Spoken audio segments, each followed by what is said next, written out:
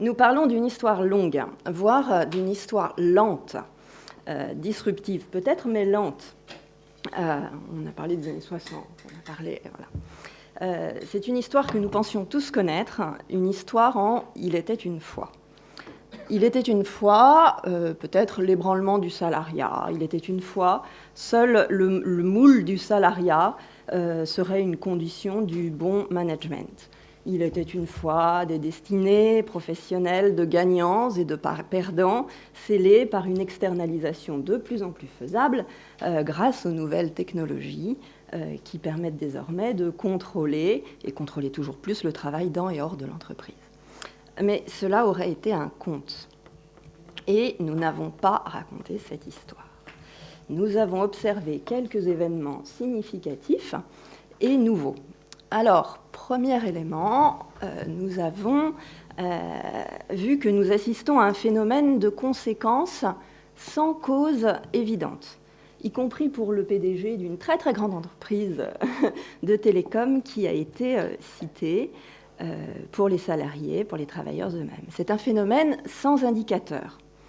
Il est donc assez invisible. On en voit pourtant les effets. Et pourtant, ce mouvement redessine le cœur de métier de l'entreprise.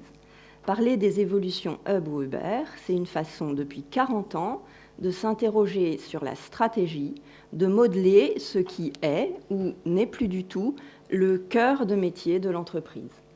En fait, ce à quoi l'entreprise tient, et ce à quoi elle tient, si on écoute Célia avec son témoignage, c'est l'humain. On a aussi appris que le professeur de sociologie qui a parlé en introduction faisait semblant d'être dupe. Pascal interrogeait « Le marché est-il en train de gagner des espaces qu'il n'a jamais pu occuper ?» Parce que la grande entreprise donnait encore des limites dans ses murs à la logique purement marchande. Il a eu une réponse, et la réponse est oui. Et quand on répond oui, on se demande si ce n'est pas une définition de l'entreprise qui vient de tomber. Mais j'ai envie de pondérer et d'insister. Quand l'employeur juridique ne correspond plus à celui qui a la responsabilité réelle de l'entreprise, oui, il y a en effet une expression, et on l'a entendu à travers plusieurs interventions, il y a une expression maximisée du jeu des intérêts économiques des acteurs, laissant d'ailleurs les externalités à la société. Par exemple, on nous a parlé à un certain moment, vous avez entendu, du Chief Cannibalisator System, c'est merveilleux symboliquement. Le salarié cannibalise les équilibres sociaux par intérêt, il y trouve son compte, mais s'il y trouve son compte, est-ce bien ce à quoi il tient ? À nous donc, à l'ODC, d'avancer encore et toujours sur la réflexion sur les finalités de l'entreprise et les outils de régulation. C'est une des lignes directrices de nos travaux depuis que nous existons. Alors, dans ce contexte-là, j'ai envie de dire au secours la RH, évidemment. Alors, au secours, la RH, après tout, la RH, c'est le premier acteur stratégique de régulation du travail dans l'entreprise. Merci, Marc Véron, de nous avoir montré que la compréhension des métiers, l'analyse et la cartographie des métiers est aussi précise quand on fait un pas de côté, hors de l'entreprise. Pourquoi ? Dans les entreprises de consulting, la focale de l'appareil d'analyse serait donc plus fine sur la transformation des métiers, sur les évolutions de carrière qu'au sein de l'entreprise. Mais pourquoi ? Parce qu'on a laissé le RH sur le champ du contrat de travail. Est-ce la fin de l'histoire, alors, pour les RH internes sur la transformation des métiers ?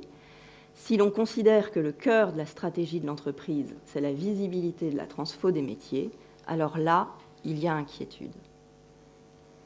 Au total, nous avons abordé un très grand chantier, celui de réparer la fissure entre travail dans l'entreprise traditionnelle, entreprise Hub ou Uber. Il y a des fragmentations du travail, elles sont un fait, une réalité visible, mais cette fissure se propagera encore et toujours et indéfiniment tant que les forces de contrainte ne seront pas libérées. Et quelles sont-elles ? Alors entendons ce que Michel Leclerc nous a dit sur la régulation du travail. Peut-être qu'il y aura en effet confrontation titanesque des logiques entre celle de la réglementation d'un marché, du code du travail, toujours soi-disant trop dur, avec celle des entreprises hub sur la logique de la régulation.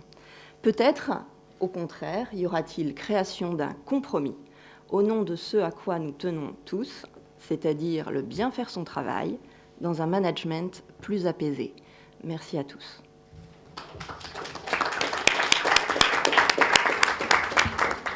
Merci beaucoup, merci Michel, merci Célia et merci Marc, merci Anne-Florence pour cette brillante conclusion. Et sachez que vous retrouverez tous nos débats, anciens et ce soir, sur le site donc, de l'Observatoire des cadres et du management.